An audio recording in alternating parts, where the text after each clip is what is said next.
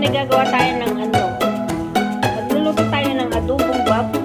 Kakaiba na naman ang lulutuin natin ng baboy. Ang dami. Isang kilo yan. Tapos itong lalako natin sibuyas. Saka malaking pailoko. Alam mo anong pailoko? Radish. Ang laki niyang guys. Oo. Parang nasa isang kilo na yung radish na yun. Tapos ayan lalako natin ang carrot. Loko. Yan. Magluluto ko guys. Ayan. Ang dami niya. Pag isang linggo na naman yan guys. May isang kilo kasi yan. So ngayon guys, medyo matigas pa siya kasi may yellow pa siya. Pinababad ko muna siya sa tubig. Maya-maya ako hiniwain. Ayan. Hiniwain ko na lahat ng mga ingredients para maya-maya. Madalian lang yan guys kasi hindi ko na inimamaragin kasi nga. Sunday ngayon, hindi ako nagmaragin. Kaya diretso luto na yung pagkatapos ko maghiwa. Okay, maghihiwa na si Inday. Ayan.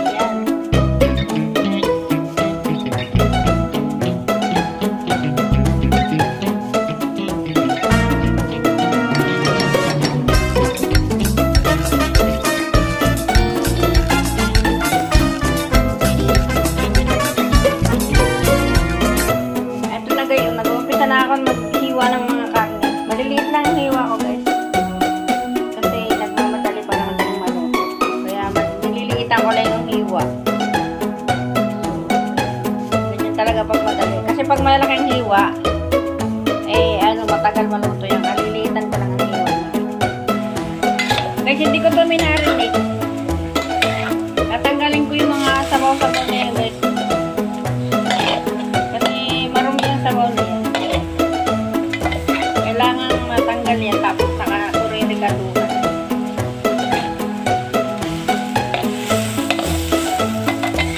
Yan, nakita nyo guys, may tubo-tubo. Kaya kailangan matanggal natin yan tubo-tubo.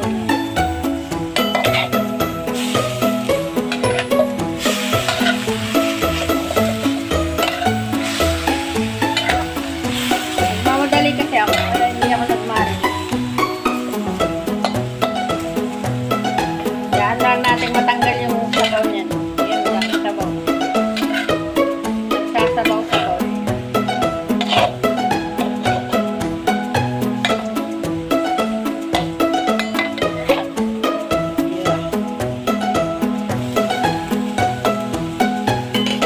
nire-ready ko muna yung rekado niya guys. Ayan guys, ano ko na siya guys. Pwede na siya rekaduhan guys. Kasi nakati na. So ilagay na natin guys ito. Luya, laurel at saka star anise. Kaya pwede na.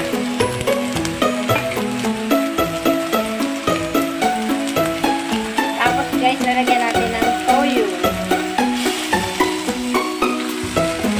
At sa atin sa Pilipino, naglalagay tayo ng suka sa adobo. Dito hindi guys. Ang ilalagay ay alak. Yung paborito nila yung alak. Wala tayo magagawa dyan. Favorite lang naman yan. Pero masarap guys. Pag ilalagay ko sa adobo alak. Tulad ng sabi ko guys, hindi kami naglalagay ng magic. Kaya ang lalagay ko ay sugar na puti. Ayan. Yan yung parang ang tawag niya din pink ay. Tapos siyempre tubig para lumambot yan. So yan mga guys, sa ating tatakipan yan para lumambot yan. Kasi saka natin nilalagay yung mga gulay. Yung pailoko at saka kung loko. So ayan, hindi pa ako tapos maghiwa ng mga gulay. Kaya atin mo nang tatakipan siya. Ayan guys. Hindi pa malambot. Luluto ko yan sa mahinang apoy guys. Tapos ito na ready ko na guys yung carrot na ilalako. Tapos sibuyas na malaki.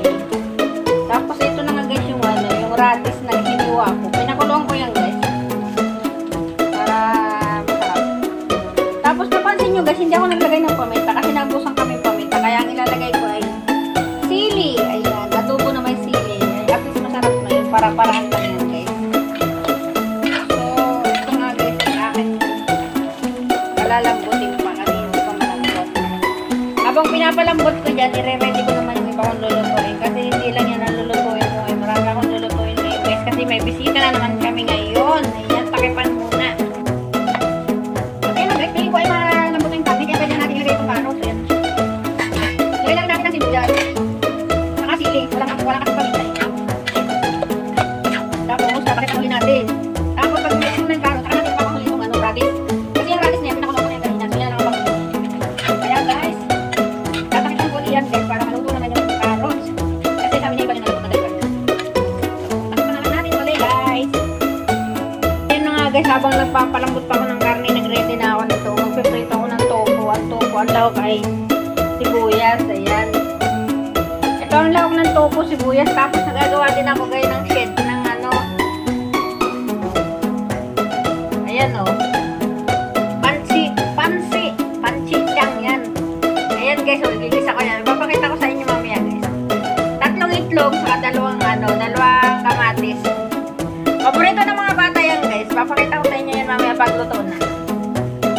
Yan lang ang lulutuin ko at saka itong talbos kamote. Ayan, para sa mahirap lang ang talbos kamote guys. Ayan. Yung mayaman binakain yan. Ayan. So, marami pa akong gagawin guys. Sarap niya guys. Kasi ang hang niya talaga ang sarap. Ang hang, maanghang. So ayan na guys, malapit nang maluto yung yung carrot. Ilagay na natin itong pailoko.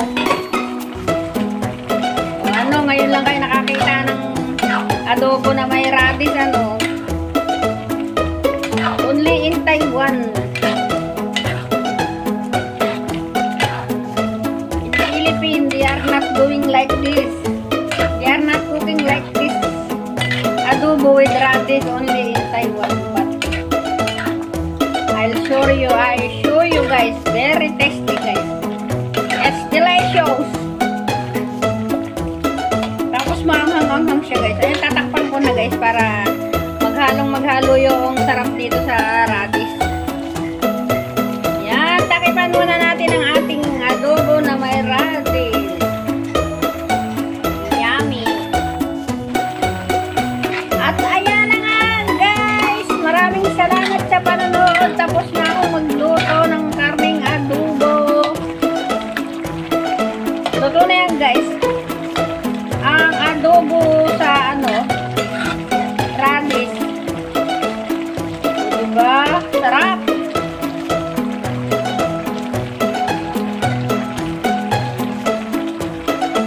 Yan. Luluto naman ako ng iba guys ha. Uling ko na to. Masarap yung may sabaw-sabaw guys. Kaya hindi ko na pakakatihin para masarap sa kanin. May sabaw-sabaw kasi. Ayan. O diba? Ang dami ko naluto. Ayan, nag-separate ako para sa tanghalian namin. Isang bowl. Tapos isang kaserola ay tinago ko kasi sineperate ko kasi isang linggong ulam yan. Init-init lang. Tapos ito na may susunod ko guys, luto. Pansitan. Yan. Pansitan pala yan. Yan, mag-umpisa na ako magluto guys. Ayan guys, nag-umpisa na ako magluto ng pansitan. Iprito ko muna kasi yung itlog.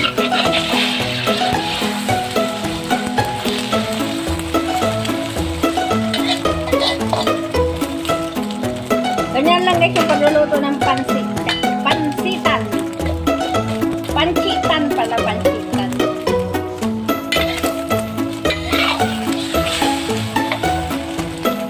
Diba, luto agad.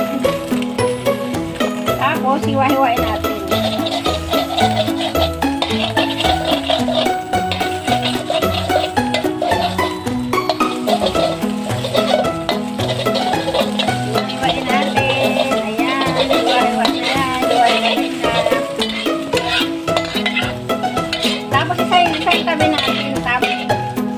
Ilagay natin itong in-steam ko na in-steam ko lang pala guys yung na yan, kamatis. So kailangan natin yung pagkatasin muna yan.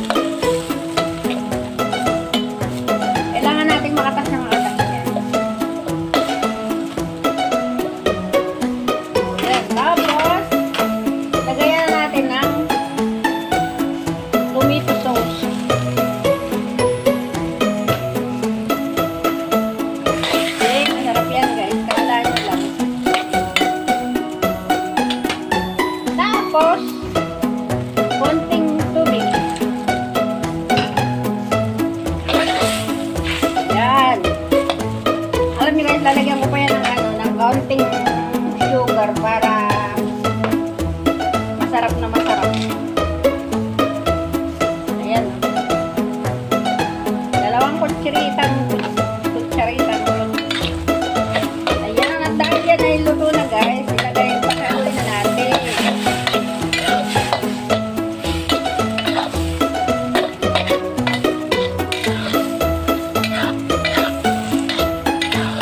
So ayan, ganyan lang guys kadali ang pagluto ng pancitang. Paborito ng mga Taiwanese na bata. Ang sarap niya guys, promise. Ayan, thank you for watching. Luto na siya. Hunin ko na guys. Ito naman ang lulutuin ko guys, tofu. Ito ang lawak ng tofu at saka oyster sauce. Ayan.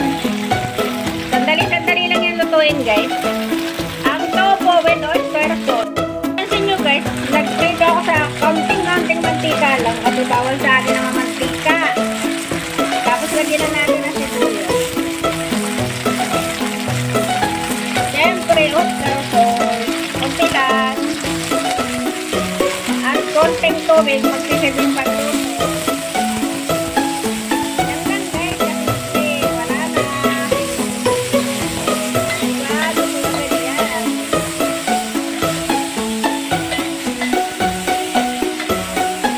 Yan, luto na agad guys. Ang tofu with oyster sauce. Diba ang yummy ng ating tofu with oyster sauce. Ito na yung pinakang last na niluto ko guys. Last na lulutuin mo. Luto na rin yan. Steam ng talbos kamote. Tapos dito ko ilulubog sa suka, toyo, and bawang. Ganun lang kasimple guys ang ulam namin dito sa Taiwan. Hindi nyo tinatanong guys. Paborito ng mga amo ko ang talbos kamote. Ginto kasi ang tawag nila dito eh. O yan. Kasi matipid sila kaya ginto yan talbos kamote. O yan. Thank you for watching guys. Sana may natutunan kayo sa mga lutong mga Taiwanese food. Ayan. Sana huwag kayo magsasawang manood. Thank you for watching. I love you all guys. At dito na nagtatapos ang aking mga lutong pagkain. Ayan. Talbos kamote. Ayan. Ayan. Tofu. Tapos ayan. Ang itlog na may kamatis. At syempre yung adobo. So, ayan. Maraming salamat, guys. Ayan. Kain na tayo.